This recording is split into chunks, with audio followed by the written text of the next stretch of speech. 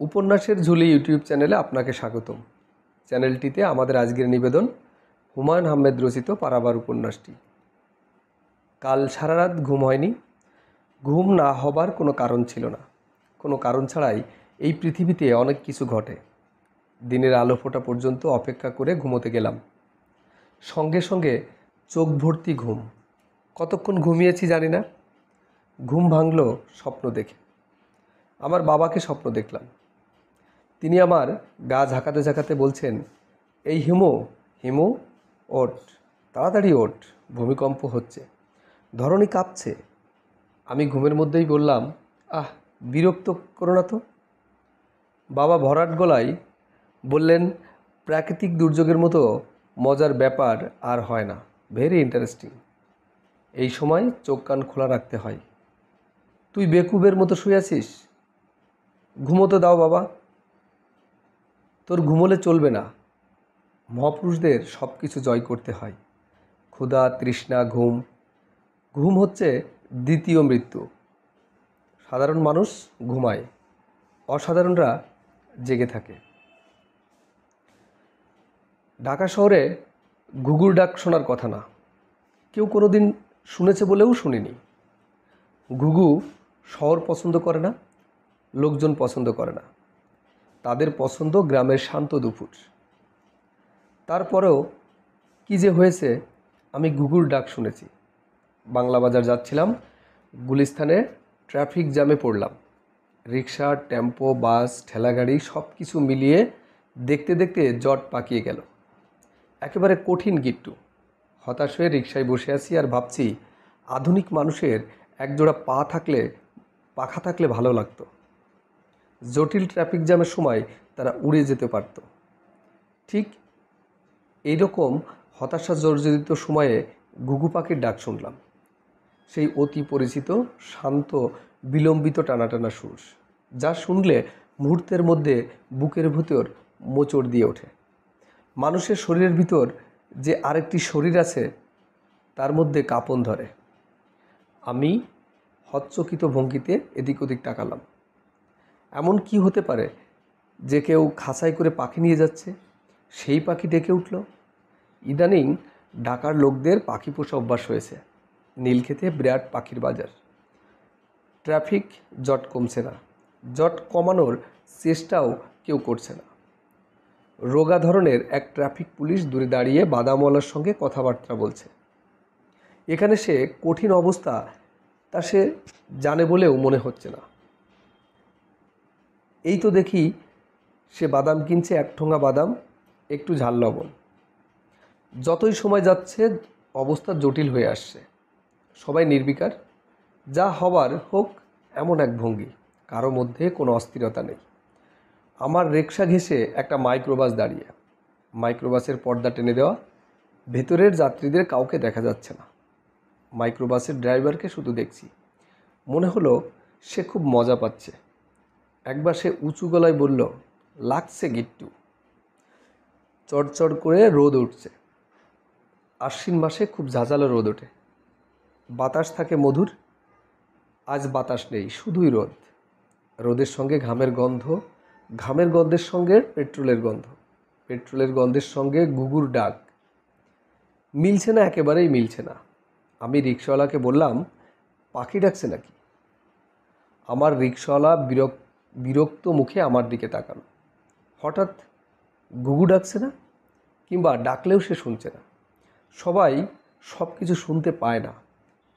তাছাড়া রাস্তায় যারা জীবনযাপন করে, গাড়ির হর্ন শুনতে শুনতে তাদের কান নষ্ট হয়ে যায়।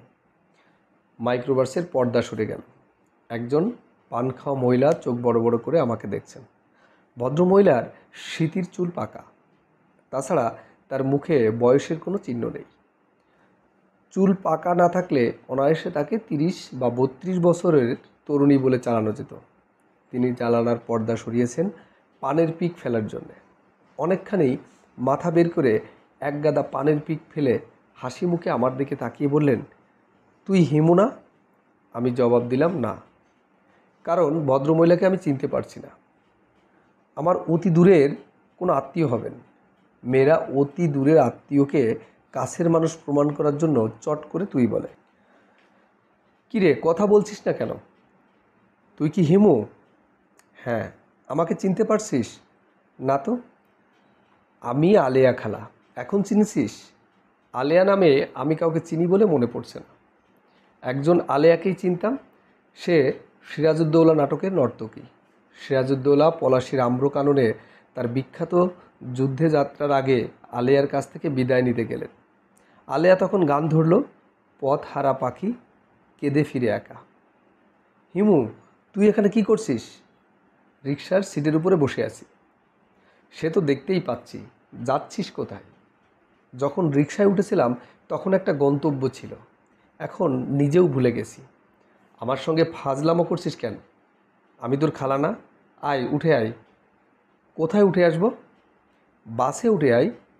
গরমে সিদ্ধ হবি নাকি? তুই যেখানে যাবি নামিয়ে দেব। রিকশা ভাড়া মিটিয়ে উঠে আয়। আমি কথা বাড়ালাম না।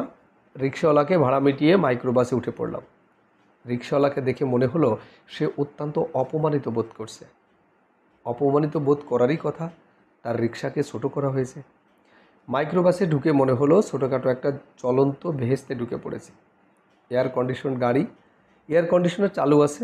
শীত শীত ভাব। মাইক্রোবাসটার ছাদের একটা অংশ কাচের। ভিতরে বসে আকাশ দেখা যাচ্ছে। 6 জনের বসার জায়গা, প্রতিটি সিট আলাদা। সিটগুলো ঘূর্ণায়মান, যেদিকে ইচ্ছা সেদিকে ঘোরানো যায়। ভদ্রমহিলা একা যাচ্ছেন না, তার সঙ্গে তার মেয়ে। চেহারা দেখে সেরকমই মনে হচ্ছে, তবে চেহারা পুরো দেখা যাচ্ছে না। গাঢ় সানগ্লাসে মুখের পুরোটাই প্রায় ঢাকা। মেয়েটির কোলের উপর একটা বই। সানগ্লাস পরে এর আগে আমি কাউকে পড়তে দেখিনি। ভদ্রমহিলা তার মেয়ের দিকে তাকিয়ে আগ্রহ নিয়ে বললেন, ও খুকি, এ হচ্ছে হিমু।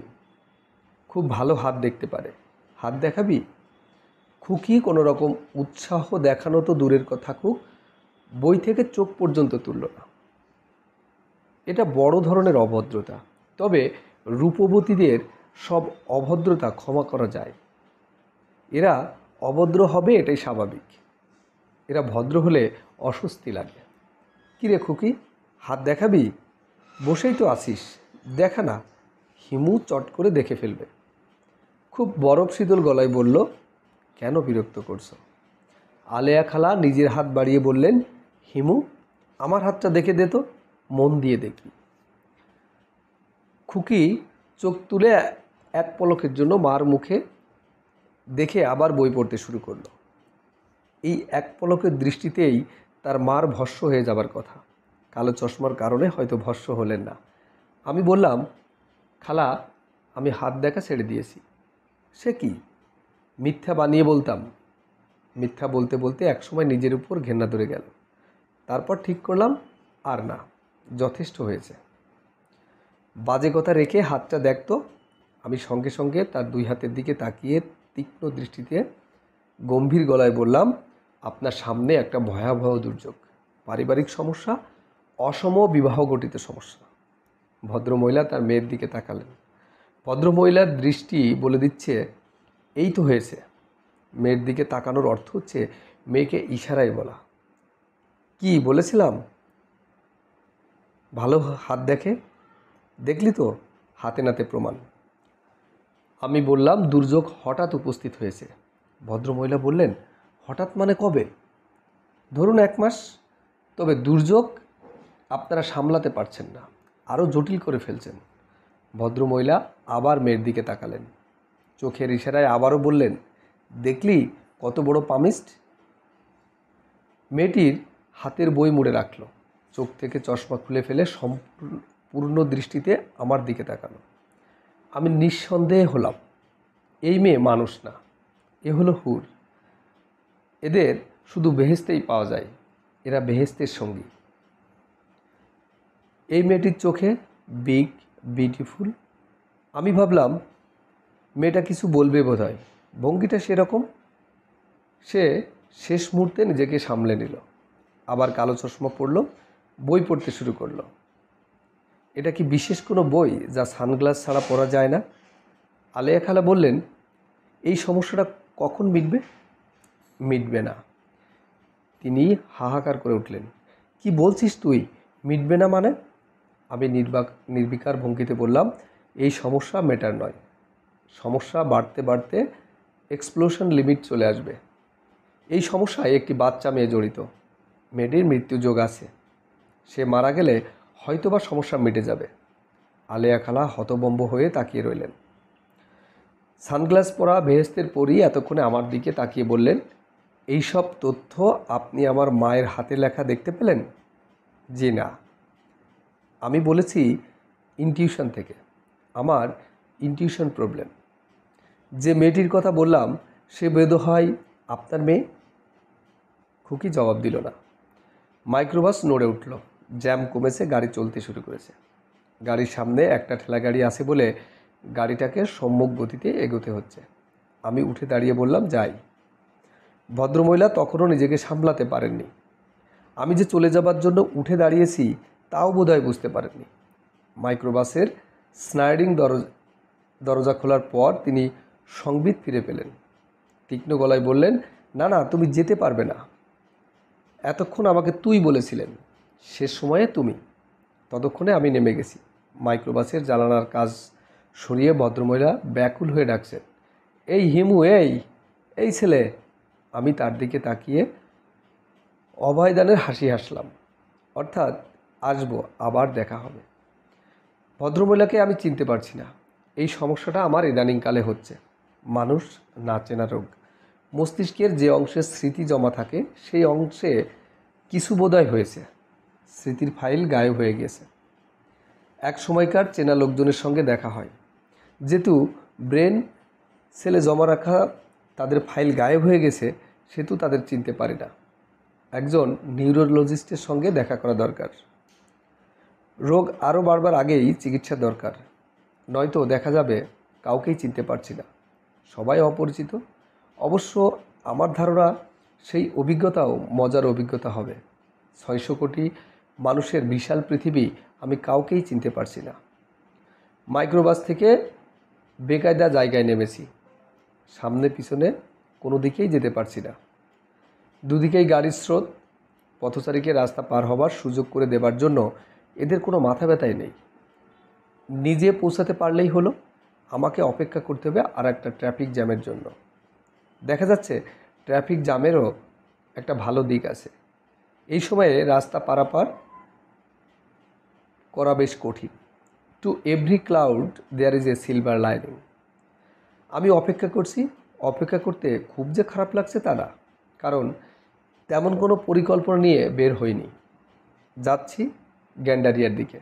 মোহাম্মদ ইয়াকুব আলী নামের এক ভদ্রলোক জরুরি তলব পাঠিয়েছেন। ভদ্রলোককে আমি চিনি না, তিনিও সম্ভবত আমাকে চেনেন না। তবে শুনেছি হুলস্থুল ধরনের বড়লোক। হেন ব্যবসা নেই যা তার নেই। ইন্ডাস্ট্রি দিয়ে যাকে বলে ছেঁড়া বেড়া অবস্থা। এমন একজন আমাকে জরুরি তলব পাঠাবেন কেন তাও বুঝতে পারছি না। জরুরি তলব পাঠালে ধীরে সুস্থে যাবার নিয়ম। আমিও তাই করেছি। 2 ঘন্টা দেরি করেছি। আবার ট্রাফিক জ্যাম লেগে গেছে। 2টা রিক্সার পিছনের চাকা একটার সঙ্গে আরেকটা লেগে গেছে। 2জন রিক্সাওয়ালাই দোষ কার তা নিয়ে তর্ক করছে, চাকা ছাড়াবার চেষ্টা করছে।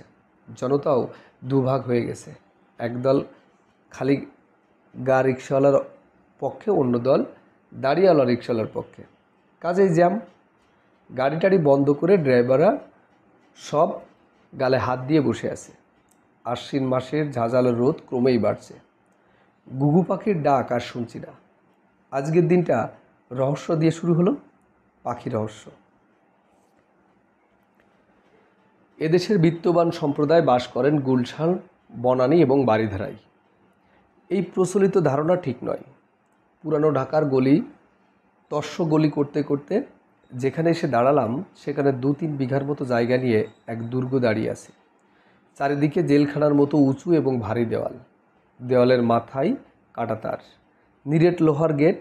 সেই গেটে অনেকক্ষণ ধাক্কাধাক্কি করেও লাভ হলো না। শব্দ ভিতরে যাচ্ছে না বলেই আমার ধারণা।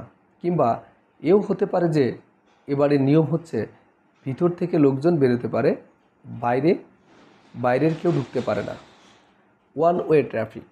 আমি চলে যাবার জন্য মানসিক প্রস্তুতি নেবার পরেই ঘটাং ঘটাং শব্দ হতে লাগলো, যেন কয়লার ইঞ্জিনের শার্টিং হচ্ছে। তারপরেই ঘর শব্দ। গেট খুলে গেল। সুতার মতো সরু একজন লুঙ্গি পরা খালি গায়ের লোকের মাথা বের হয়ে এলো। কাহারে চান?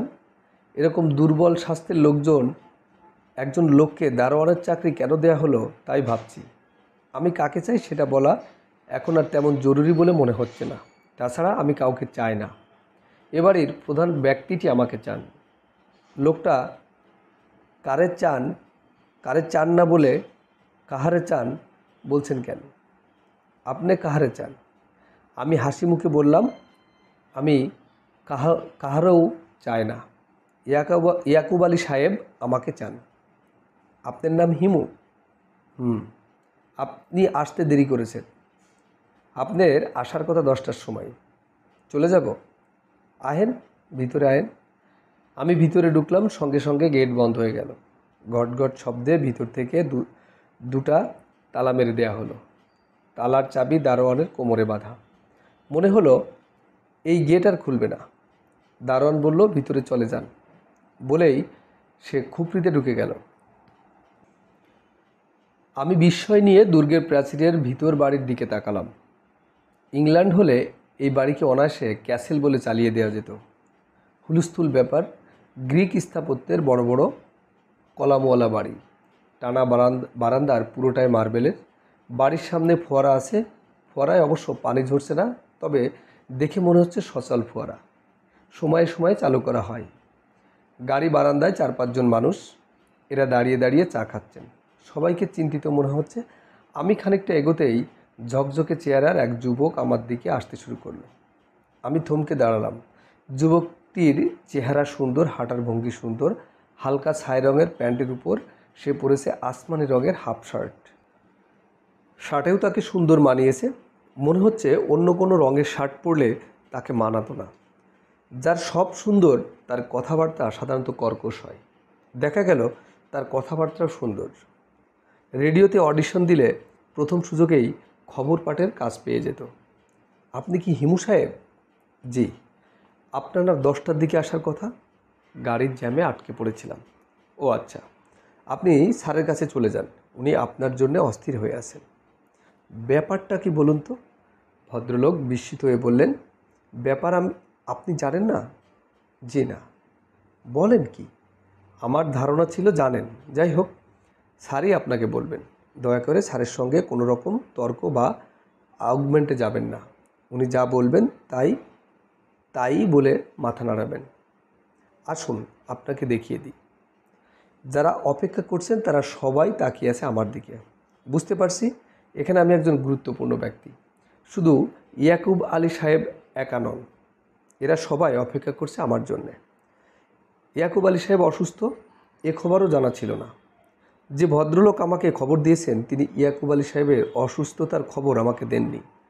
অসুখ তেমন গুরুতর বলে মনে হচ্ছে না। বিত্তবানরা গুরুতর অসুস্থ অবস্থায় দেশে থাকেন না, সিঙ্গাপুর ব্যাংককে থাকেন। তাদের কপালে দেশের মাটিতে মৃত্যু লেখা থাকে না। তাদের মৃত্যু অবধারিতভাবে দেশের বাইরে। হিমু সাহেব? জি। আপনি সিঁড়ি বেয়ে দোতলায় উঠে যান। সিঁড়ির সামনে প্রথম ঘরটায় স্যারের দরজায় নক করলেই নার্স দরজা খুলে দেবে। আরেকটা কথা, কাঠের সিঁড়ি তো, আস্তে পা ফেলবেন, শব্দ হয় না যেন। সিঁড়িতে শব্দ হলে স্যার খুব বিরক্ত হন। আমি ভদ্রলোকের দিকে তাকিয়ে স্বাভাবিক গলায় বললাম, আপনি এক কাজ করুন ভাই, আমাকে বরং কোলে করে দোতলায় দিয়ে আসুন। শব্দ টব্দ একেবারেই যেন না হয়, সেদিকে আপনি আমার চেয়ে ভালো লক্ষ্য রাখতে পারবেন। ভদ্রলোক আমার কথায় আহত হলেন কিনা বুঝতে পারলাম না। তার মুখভঙ্গিতে কোনো রকম পরিবর্তন এলো না। আগে যেমন ছিল এখনও সেরকম আছে। আমি তার নির্বিকার ভঙ্গিতে মুগ্ধ হয়ে বললাম, ব্রাদার, আপনার নাম? আমার নাম মঈন খান। আমাকে ব্রাদার বলবেন না। যান, আপনি দোতলায় যান, শব্দ করেই যান। কাঠের সিঁড়ি হলেও সিঁড়িতে কার্পেট দেওয়া। চেষ্টা করেও শব্দ করা গেল না। দরজায় টোকা দেবার আগেই নার্স দরজা খুলে দিয়ে বললেন, আসুন, স্যার জেগেই আছেন। সোজা চলে যান, জুতা খুলে এখানে রেখে যান। আপনার পা দেখি ধুলো ভর্তি, এক কাজ করুন, বাথরুমে ঢুকে পা ধুয়ে ফেলুন। শুধু পা ধোবো না অজু করে ফেলবো? নার্স কঠিন চোখে আমার দিকে তাকাচ্ছেন। এ বোধহয় মঈন খানের মতো রসিকতার স্থির থাকতে পারে না। তবে নার্সের চেহারা সুন্দর, কঠিন চোখে তাকালেও তাকে খারাপ লাগছে না, বরং মনে হচ্ছে কঠিন চোখে না তাকালেই তাকে খারাপ লাগতো।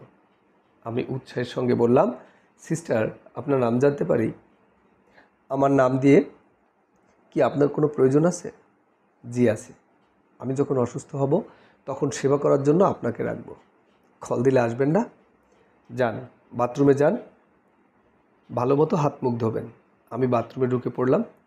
অনেক দিন আগে একটা ছবি দেখেছিলাম, 2001 স্পেস অডিসি। ছবির একটি দৃশ্যে বিশাল খাটে একজন বুড়ো মানুষ শুয়ে আছেন। বুড়োর চেহারা অনেকটা সম্রাট শাহজাহানের মতো। ঘরটা প্রকাণ্ড, প্রকাণ্ড ঘরের প্রকাণ্ড খাটে একজন রুগ্ন কৃষাকায় মানুষ। দৃশ্যটা দেখা মাত্র মনে চাপ সৃষ্টি হয়। ইয়াকুব আলী সাহেবের শোবার ঘরে ঢুকে স্পেস অডিসি ছবির কথা মনে পড়ল। ইয়াকুব আলী সাহেব শুয়ে আসছিলেন, আমাকে দেখে উঠে বসলেন, হাত ইশারায় করে ডাকলেন।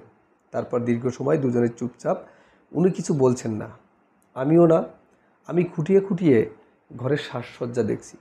খাটের পাশে বুকশেলফের বইগুলোর নাম পড়ার চেষ্টা করছি। এত দূর থেকে পড়া যাচ্ছে না। ন্যাপথেলিন এবং অডিকেলেনের মিশ্রণ গন্ধ নাকে আসছে। মোটেই ভালো লাগছে না। তাছাড়া বুড়ো ইয়াকুব সাহেবের চোখ দুটিতে পাখি পাখি ভাব। মানুষের পাখির মতো চোখ এই প্রথম দেখলাম। হিমু, জি, বসো। বসার জন্য একটি মাত্র চেয়ার, সেটা ঘরের শেষ প্রান্তে। আমি কি সেখানে বসবো না চেয়ার টেনে কাছে নিয়ে আসবো তা বুঝতে পারছি না। চেয়ার টেনে কাছে নিয়ে এসো। শব্দ হয় না যেন, ক্যাশ ক্যাশ শব্দ সহ্য হয় না, এমনকি নিঃশ্বাস ফেলার শব্দও না। চেয়ার পর্বতের মতো ভারী, আনতে গিয়ে আমার ঘাম বের হয়ে গেল। এর চেয়ে মেঝেতে বসে পড়া ভালো ছিল। হিমু, জি স্যার। তোমার সঙ্গে আমার আগে পরিচয় হয়নি, তবে তোমার কথা অনেক শুনেছি। তুমি নাকি সাধু সন্ত টাইপের মানুষ। তোমার পেশা রাস্তায় ঘোরা। তোমার কিছু সাহায্য আমার দরকার। স্যার বলুন, কি করতে পারি? ইয়াকুব আলী সাহেব খানিকক্ষণ চোখ বন্ধ করে বসে রইলেন। নার্স ঢুকলো। মনে হয় কোনো একটা ওষুধ খাওয়ার সময় হয়েছে। ইয়াকুব সাহেব চোখ না তুলেই হাতের ইশারায় নার্সকে চলে যেতে বললেন। হিমু, জি স্যার। আমি কি চাই সেটা বললে তুমি আমাকে পাগল টাগল ভাবতে পারো। আপনি বলুন, আমি সহজে কাউকে পাগল ভাবি না। তুমি সহজে পাগল ভাবো না, ভাবো আর না ভাবো, আমাকে সাবধান হয়েই কথা বলতে হবে। আমি তোমার কাছে কি চাই সেটা বলার আগে তুমি আমার স্ত্রীর কথা শুনে নাও। আমার স্ত্রীর কথা শুনলে আমাকে আর পাগল ভাববে না। বলুন, মন দিয়ে শুনবে। জি স্যার, মন দিয়ে শুনবে। ইয়াকুব আলী সাহেব আমার দিকে ঝুঁকে এলেন। তার চোখের মনি জলজল করছে। মনির সাইজও ছোট। ভদ্রলোকের অসুখটা কি?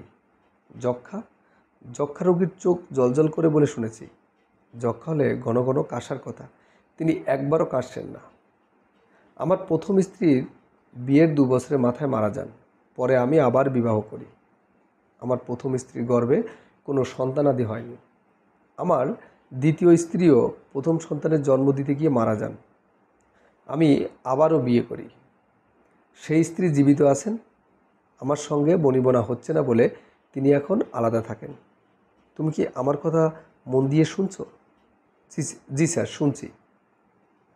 বলো দেখি, আমার প্রথম স্ত্রীর বিয়ের কতদিন পর মারা যান?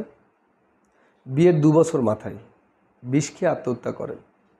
ইয়াকুব আলী সাহেব পাখির মতো চোখে আমার দিকে তাকিয়ে আছে।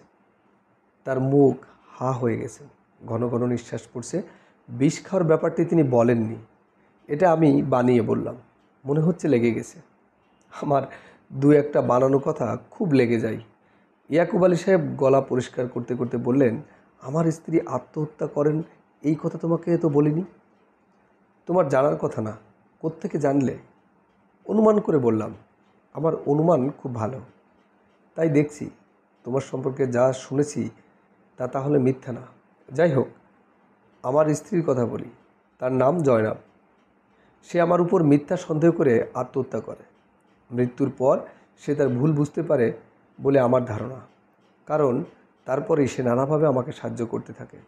আমি বললাম, কিভাবে সাহায্য করেন? বিপদ আপদে স্বপ্নে দেখা দিয়ে বলেন কি করতে হবে বা না করতে হবে। হ্যাঁ, ঠিক ধরেছ।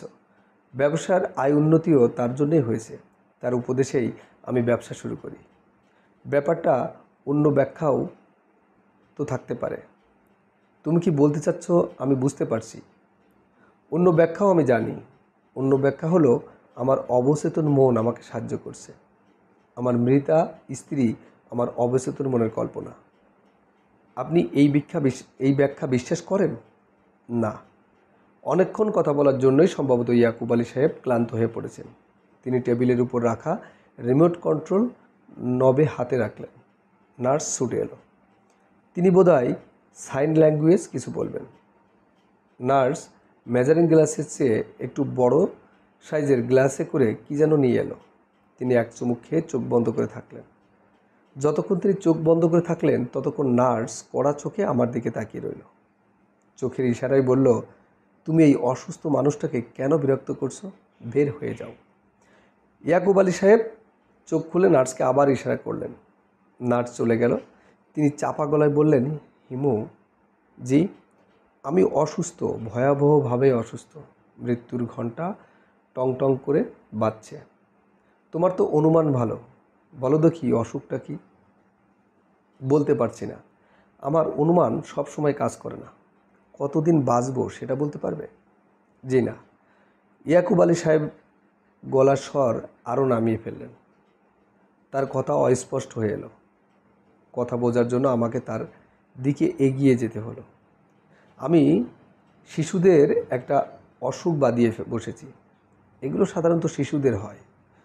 তখন তাদের বাঁচিয়ে রাখতে রক্ত বদলে দিতে হয়। কিছুদিন পর পর নতুন রক্ত। এখন কি অসুখটা বুঝতে পারছো? লিউকোমোনিয়া। হ্যাঁ, লিউকোমোনিয়া। আমি প্রতি 10 দিন পর পর শরীরের 4 ব্যাগ করে রক্ত নেই। ডাক্তাররা বলেছেন এই অসুখ থেকে উদ্ধারের কোনো আশা নেই। কিন্তু আমার স্ত্রী বলেছে উদ্ধারের আশা আছে। সে পথ দেখিয়ে দিয়েছে। আপনার মৃত স্ত্রী পথ দেখিয়ে দিয়েছেন? হ্যাঁ। পথটা কি? খুবই সহজ পথ, আবার এক অর্থে খুবই জটিল। তবে তুমি আমাকে সাহায্য করতে পারবে, এই জন্যেই তোমাকে খবর দিয়ে আনানো। পথটা কি বলুন তো? আমার স্ত্রী স্বপ্নে দেখা দিয়ে বলেছেন, সম্পূর্ণ নিষ্পাপ পূর্ণবয়স্ক মানুষের রক্ত যদি আমি শরীরে নিতে পারি তাহলে রোগ সেরে যাবে। ব্যাপারটা সহজ না? জি সহজ। জটিল অংশটা কি জানো? জটিল অংশ হলো নিষ্পাপ মানুষ পাওয়া। আপনাকে এখন নিষ্পাপ মানুষ ধরে ধরে তাদের শরীরে সব রক্ত বের করে নিতে হবে। তুমি রসিকতা করার চেষ্টা করবে না Himu. Don't try to funny. আমি মরতে বসেছি। যে মরতে বসে সে রসিকতা করে না। তুমি আমাকে নিষ্পাপ মানুষ জোগাড় করে দেবে।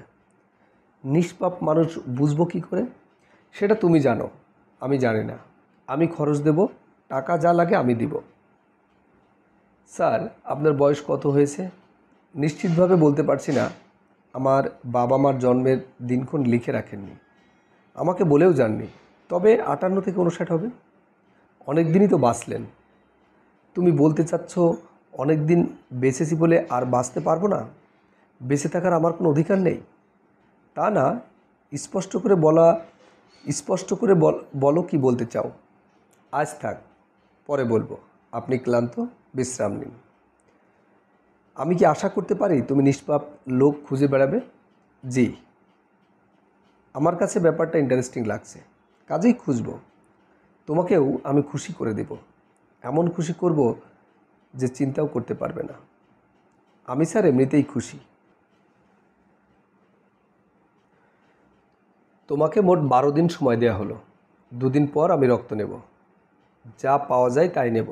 আর 10 দিন পর তোমার এনে দেওয়া রক্ত নেব। স্যার এখন উঠব? যাবার পথে আমার ম্যানেজারের সঙ্গে কথা বলবে। টাকা পয়সার ব্যাপার আমি সরাসরি ডিল করি না, সে ডিল করে। ওর নাম মঈন খান। ভালো ছেলে, খুব ভালো ছেলে। নিষ্পাপ? ইয়াকুব আলী সাহেব আমার দিকে তাকিয়ে রইলেন। মনে হলো খানিকটা ধাঁধায় পড়ে গেলেন। আমি বের হয়ে এলাম। ম্যানেজার মঈন সাহেবকে আমার খুঁজে বের করতে হলো না। তিনি সিঁড়ির গোড়াতেই দাঁড়িয়েছিলেন। আমাকে সরাসরি অন্য একটা কামরায় নিয়ে গেলেন। এই কামরাটা মনে হচ্ছে ম্যানেজারের অফিস ঘর। টেবিলে ফাইলপত্র সাজানো। মঈন খান বসলেন রিভলভিং চেয়ারে। হিমু সাহেব বসুন। আমি বসলাম। মঈন কৌতূহলী হয়ে কিছুক্ষণ আমার দিকে তাকিয়ে রইলেন। হিমু সাহেব, জি। আপনাকে স্যার কী দায়িত্ব দিয়েছেন তা আমি জানি। স্যারের সঙ্গে আমার কথা হয়েছে। যদিও কোনো ক্ষমতায় আপনি নিষ্পাপ লোক খুঁজে বের করবেন তা বুঝতে পারছি না। আমি হাসলাম। আমার স্টকে অনেক ধরনের হাসি আছে। এর মধ্যে একটা ধরন হলো মানুষকে পুরোপুরি বিভ্রান্ত করে দেওয়া হাসি। মঈন খান পুরোপুরি বিভ্রান্ত হলেন। তার চোখ মুখ শক্ত হয়ে গেল। তিনি শুকনো গলায় বললেন, আপনি আপনি কি করেন জানতে পারি কি? হাঁটাহাঁটি করি, আর কিছু না। আমি নগর পরিব্রাজক। আপনি কি হেয়ালি ছাড়া সহজভাবে কথা বলতে পারেন না? সহজভাবেই বলছি। ভদ্রলোক রেগে গেলেন।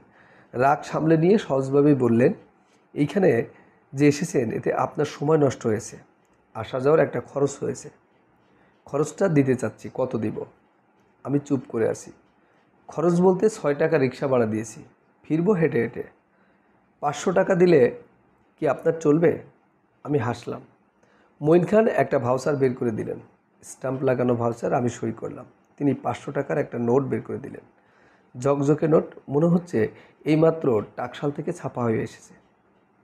এছাড়াও আপনার খরচপত্র যা লাগে দেওয়া হবে। কোন খাতে কত খরচ হলো এটা জানিয়ে বিল করলেই খরচ দিয়ে দেওয়া হবে। বুঝতে পেরেছেন? জি পারছি। মঈন সাহেবের টেবিলের উপর রাখা 2টি টেলিফোনের একটি বাজছে। তিনি তড়াক করে উঠে দাঁড়িয়ে টেলিফোন ধরলেন। বোঝাই যাচ্ছে এটা বিশেষ টেলিফোন, বিশেষ বিশেষ লোকজনের জন্য। হয়তো ইয়াকুব সাহেব করেছেন। আমি শুধু শুনেছি মঈন খান জিজি করছেন। অল্প খানিকক্ষণ জিজি করেই তার ঘাম বেরিয়ে গেল বলে মনে হচ্ছে। তিনি টেলিফোন নামিয়ে সত্যি সত্যি রুমাল বের করে কপালের ঘাম মুছলেন। আমার দিকে তাকিয়ে বললেন, আপনি দয়া করে আপার সঙ্গে দেখা করে যাবেন। কার সঙ্গে? আপার সঙ্গে, স্যারের মেয়ে। উনার কি একটাই মেয়ে? হ্যাঁ, এক মেয়ে। বাবার অবর্তমানে এই মেয়েই সব পাবে। এই জন্যই বুঝি তার ভয়ে আপনি এত অস্থির। ম্যানেজার সাহেব অপমান গায়ে মাখলেন না। সব অপমান গায়ে মাখলে ম্যানেজারই করা যায় না। তিনি আমার দিকে তাকিয়ে বললেন, চলুন ওনার কাছে নিয়ে যাই। ওনার সঙ্গে কিভাবে কথা বলবো না বলবো সেই বিষয়ে কি আপনার কোনো ব্রিফিং আছে? না, যেভাবে ইচ্ছা কথা বলবেন। উনি থাকেন মিনেসোটায়, আর্কিটেকচারের ছাত্রী। বাবার অসুখের খবর শুনে এসেছেন। বিয়ে করেছেন? বিয়ে করেছেন কি করেননি সেটা জানার আপনার দরকার কি? দরকার আছে। বিবাহিত মেয়ের সাথে একভাবে কথা বলতে হয়, অবিবাহিত মেয়ের সাথে অন্যভাবে। না, বিয়ে করেননি। চলুন। সূর্যের চেয়ে বালির উত্তাপ সবসময় বেশি। এই আপ্তবাক্য ইয়াকুব সাহেবের মেয়ের বেলায় খাটবে কি না বুঝতে পারছি না। মেয়েটি বাবার মতোই লম্বা, ধারালো চেহারা, সবেমাত্র গোসল করে এসেছে। বড় গোলাপি রঙের টাওয়ালের মাথা ঢাকা, কালো রঙের বোরকা পরেছে। বাঙালি মেয়েদের রোবে মানায় না। এই মেয়েটিকে মানিয়ে গেছে। অনেক দিন বিদেশে আছে বলেই হয়তো। বসুন। আমি বসলাম। 3 তলার বারান্দায় বেতের চেয়ার, টেবিল সাজানো। মেয়েটি বসলো না, দাঁড়িয়ে রইল। চুল ভেজা নিয়ে মেয়েরা বোধহয় বসতে পারে না। রূপাকেও দেখেছি যতক্ষণ চুল ভেজা ততক্ষণই সে দাঁড়িয়ে। শুনেছি বাবা আপনার উপর একটা কঠিন দায়িত্ব দিয়েছেন। একটা দায়িত্ব পেয়েছি, কঠিন কিনা এখনও জানি না। বাবা যে খুবই হাস্যকর একটা ব্যাপার করতে যাচ্ছেন সেটা কি আপনার মনে হচ্ছে না? মৃত্যুর মুখোমুখি দাঁড়ালে আমাদের মাথা ঠিক থাকে না। সেই সময় কোনো কিছুই হাস্যকর থাকে না। খুবই সত্য কথা। মৃত্যু ভয়াবহ ব্যাপার। এর মুখোমুখি হলে মাথা এলোমেলো হয়ে যাওয়ারই কথা। কিন্তু অন্যদের কি উচিত সেই এলোমেলো মাথার সুযোগ গ্রহণ করা? আপনি আমার কথা বলছেন? জি, আপনার কথাই বলছি। সরি, আপনাকে সরাসরি কথাটা বললাম। আমি সরাসরি কথা বলি এবং আমি আশা করি আপনিও যা বলার সরাসরি বলবেন। আমি হাসলাম, আমার সেই বিখ্যাত বিভ্রান্ত করা হাসি। তবে এই মেয়ে শক্ত মেয়ে, সে বিভ্রান্ত হলো না, শুধু তার চোখের দৃষ্টি তীক্ষ্ণ হলো। বাবা আপনার খোঁজ কোথায় পেয়েছেন বলুন তো? আমি জানি না। জানার ইচ্ছাও হয়নি? জি না, আমার কৌতূহল কম। আপনাকে নিষ্পাপ লোক খুঁজতে বলা হলো, আপনি সঙ্গে সঙ্গে রাজি হয়ে গেলেন? আমি কাউকে না বলতে পারি না। আপনি যদি আমাকে কিছু করতে বলেন, তাও হাসি মুখে করে দেব।